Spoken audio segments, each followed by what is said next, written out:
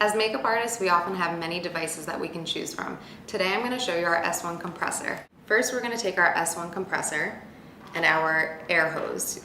We attach this right to the front, and all you have to do is just twist that on, and you guys will know when it's tight. Once it's tight, take the other end of your hose, and you're going to twist that right onto the bottom of your airbrush gun. Same thing, just twist until it's tight, and then you're all set.